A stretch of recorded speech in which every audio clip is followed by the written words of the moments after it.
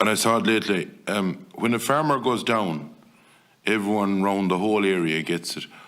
What's the status on GDPR about this, or is it allowable that everyone in the country nearly knows your business, that you're down or up? Okay, there's been a lot of questions there, so I'll go round to the three in sequence.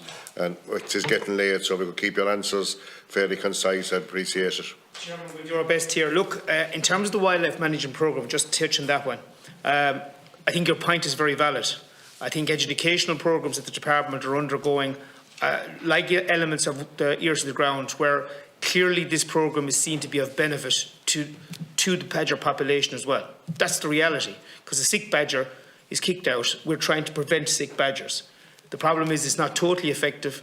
The reality is where we have badgers infecting, sick badgers, they're also infecting animals. So it's in our interest to continue to work with everybody here.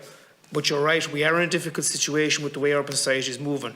But we have no choice here but to encourage the department to do the best and to work with farmers. The key here is to work with farmers to identify these sets, because still one of the critical problems is the sets aren't being identified.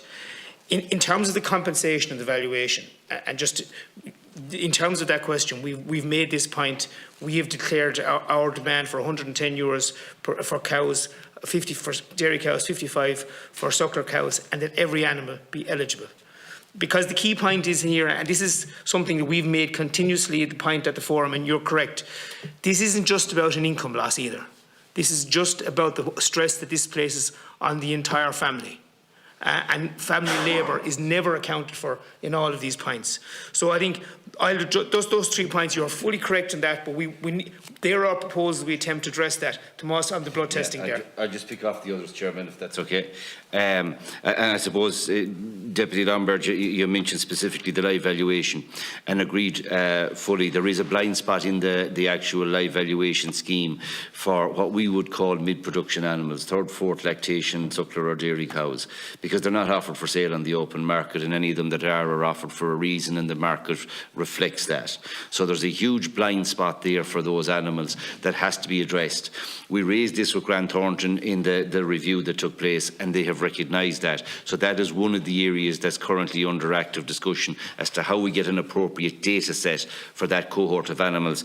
And I would anticipate, Deputy Lombard, that the main disappointment in any live valuation is with those category of animals. They're the most productive, profitable animals on the farm, but yet the market value just doesn't reflect them. A similar point, Chairman, in relation to the early pregnancy. The system was changed a number of years ago, where pregnancy diagnosis only takes place at a later stage in the cows to address this huge shortcoming. The difficulty here is that maiden and served heifers are treated in the one category, so there isn't a price differential. So the first point that a price differential comes in on the in-calf heifer is for the mid-term from 4 months to 7 months, and obviously they're the ones you're referring to in that regard. Now, whilst there is a market price for mid-term heifers, we make the argument that the pricing system should overcome this issue in that regard, because there is no point giving you the value of a mid-term heifer to put back in a mid-term heifer 6 months later when you're de-restricted. It's a springing heifer or a first calf heifer that you need, which is of a higher value to maintain your farming system. But it is a huge issue, and it's something that the department continue to refuse to accept scan and certs, somewhat offset by the fact that it's later in the gestation before the assessment takes place. But we all know how factory lines work and the speed at which they work at. So are you going to find a 4-month-old fetus? That's the issue, and that can have a huge impact on the valuation. And that's part of the live valuation review, where categorisation changes are required, which are being discussed and will have to come through in it. In relation to the blood test and what solution, it certainly has a role in it. And if you look at why it's used and where it's used, it's focused in breeding herds that have 6 or more reactors. And the reason for that is that it's a lot more sensitive than the skin test.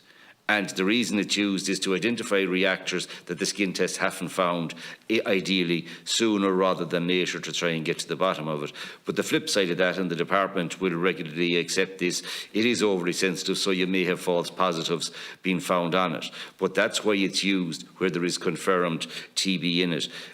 Has it a role further than that? We would not support it being used outside confirmed TB being on a farm because of those sensitivities. You make the point, Deputy Lombard, because we're 70 years at it, we shouldn't call it eradication. Well, I suppose from a Mayo perspective, we're 70 years waiting to get the next one, but we'll still go out this year to win it. From a farmer's point of view, I think, and TJ has already outlined it, it's incumbent on us and it's incumbent on the state that we do pursue eradication, and in the process at least be reducing the impact on farms. And that's why we make the point. This can't be all about just measures that will reduce disease.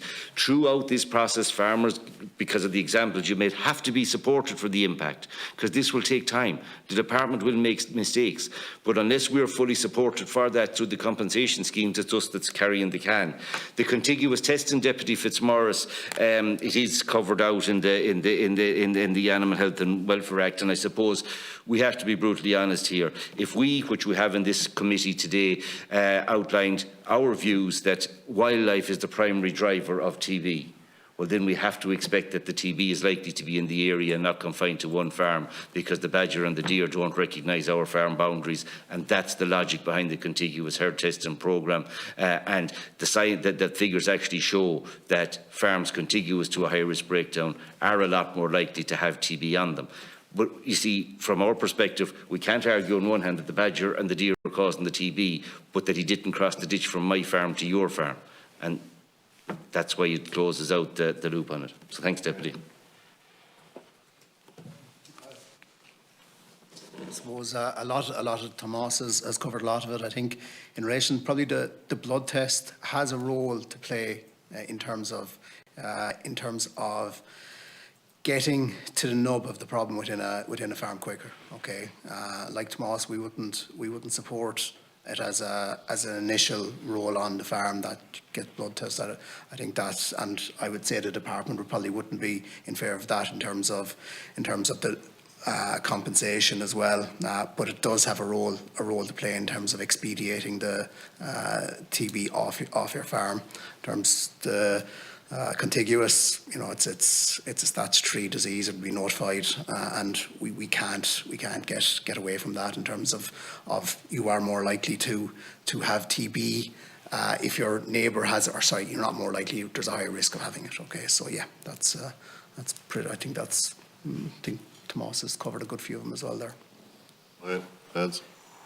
Yeah, look, I mean, I agree with the previous comments with regard to the blood test. Just one thing I would say in terms of, just to go back actually on the previous point, is in terms of the deer population.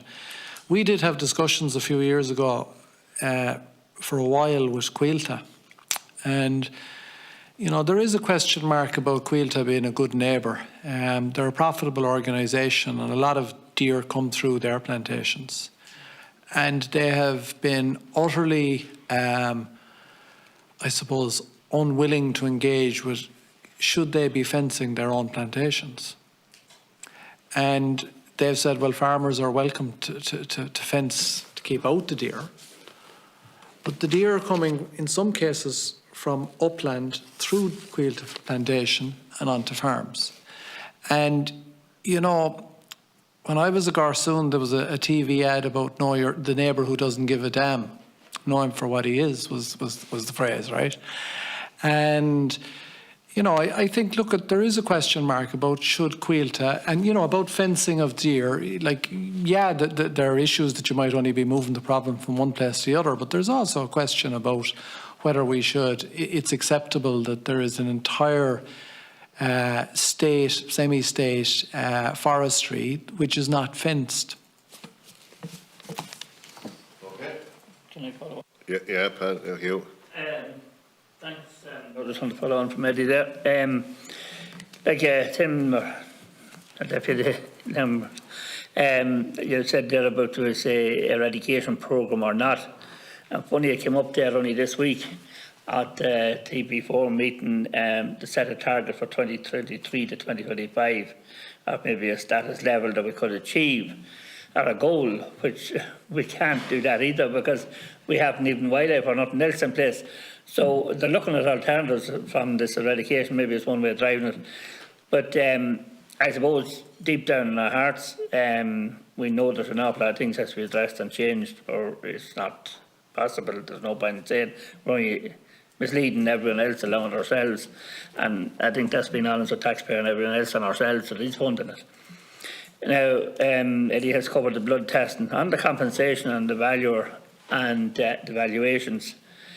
I think the time has come, it should never have been that there was a book farm or anything else.